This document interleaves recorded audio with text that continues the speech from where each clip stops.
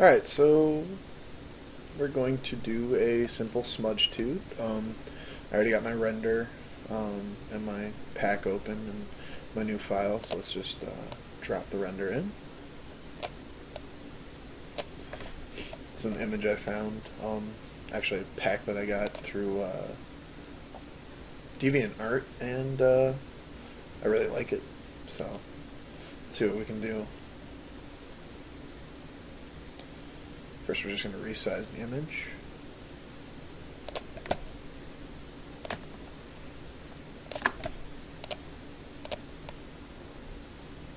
Until we get something attractive, I suppose.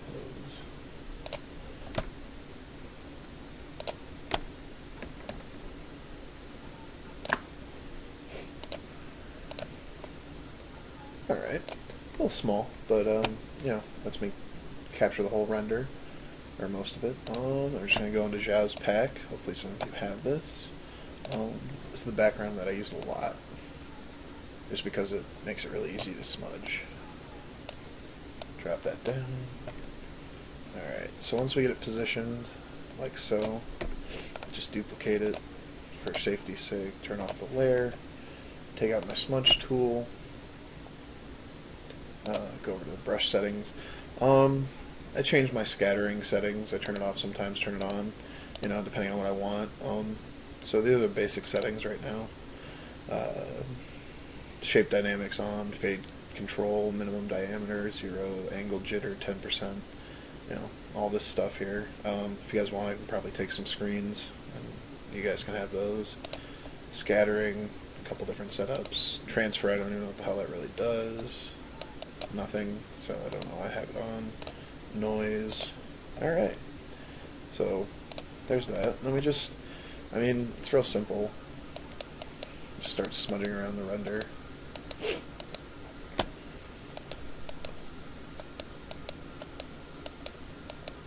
Try to follow the curve of the render a little bit here, as you can see.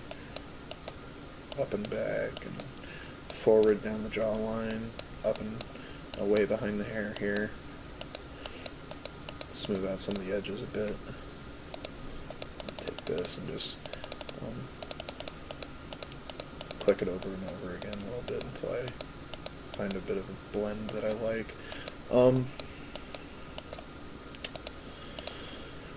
I mainly don't really try to go much past, you know, like much when I'm blending. Just nice and simple. So we have that.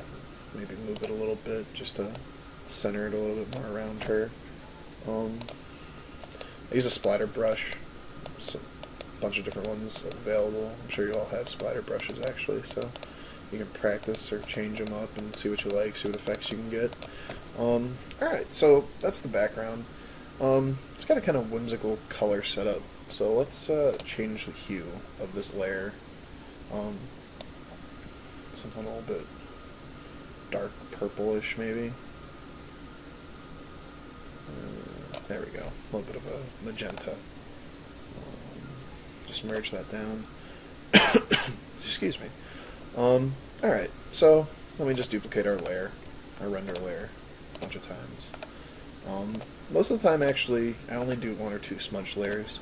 I put one layer on color dodge, and the other layers I just screw around with until I find what I want. Zhao has a tutorial on smudging. It's really good.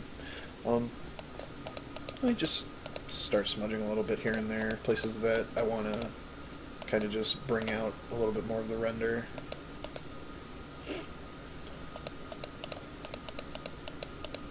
Not even doing that much smudging because this render's kind of has such crisp lines, you know, so it doesn't take much. And then we screw around. There's color dodge. That's alright. Gotta fix it up a little bit more. Blend down here so it looks a little bit more complete. I really actually like the coloring of that, but there's that. So, layer 1 smudged. Try to keep some continuity.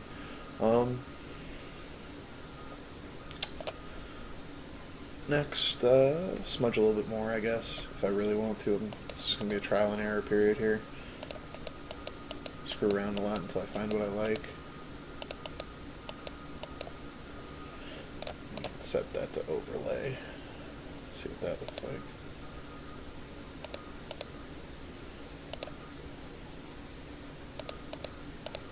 Yeah, it gives a little bit more color differentiation between each layer. Now that I have that, we'll do take one of Zhao's simple little fractals here. I found more packs on DeviantArt for fractals, but apparently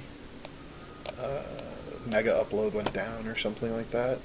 So a lot of those were being file hosted on that site. And now we just do Control-C, Control-J. I can bring up all the other layers. There. Turn off the main fractal layer. Bring this up. And we're going to bring it above my current render, though. This is what I've been doing actually lately to try to get some sort of depth created.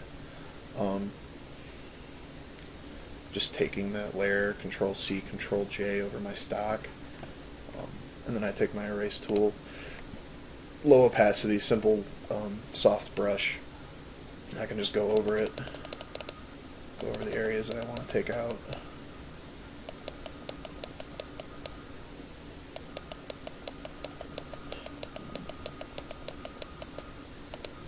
Like that. Drop some of this outer stuff too. This is what I've been doing a couple times here and there to try to get renders done that it might be a little bit more complicated or a little bit too big. Just go around, Control-C, Control-J everything over and over again. Let's change the color of this too, I think, once I've... Yeah, I like where that's placed. We'll do a nice little red to keep in line, merge down. Okay. So, it's already looking alright. Pretty good, actually, I guess. I like experimenting here and there. I'll duplicate a layer, drop it above my render, put it on a different setting like overlay, and then I can decrease it if I want. See what that does. Leave it the same, turn it to a screen or a color dodge. Color dodge, ooh, no. Screen. Huh, not too bad.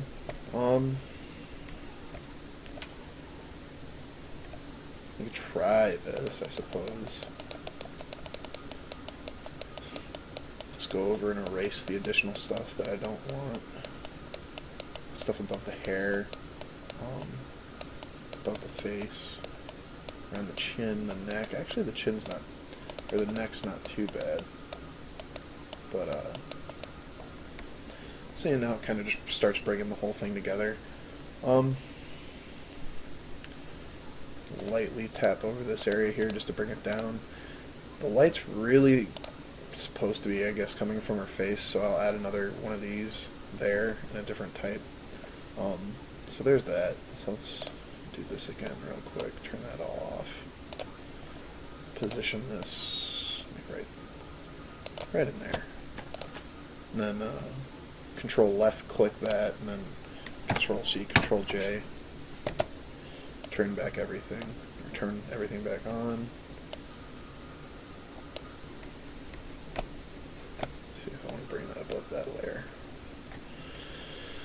No. Keep it down there, but move it up here. There we go. Actually, let's just wrap that behind my render. Okay. And then I'll duplicate this layer, and I'll actually bring it above the render again. Now it darkens it out a little bit, but we just changed that by setting it to screen. And you can get a little bit of a, it's a little bit redundant, I suppose, but